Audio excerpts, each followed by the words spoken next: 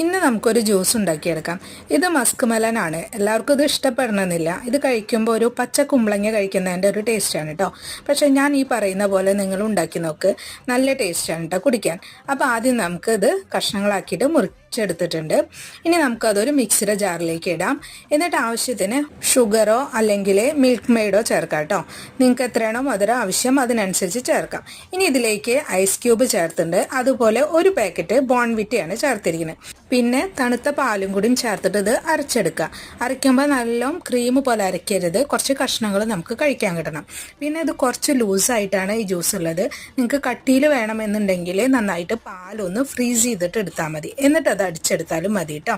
അപ്പോൾ ഈ ചൂടിന് കുടിക്കാൻ പറ്റിയ നല്ലൊരു ജ്യൂസാണ്. നിങ്ങൾ ഉണ്ടാക്കി നോക്കിയിട്ട് കുടിച്ചിട്ട് അഭിപ്രായം പറയാം.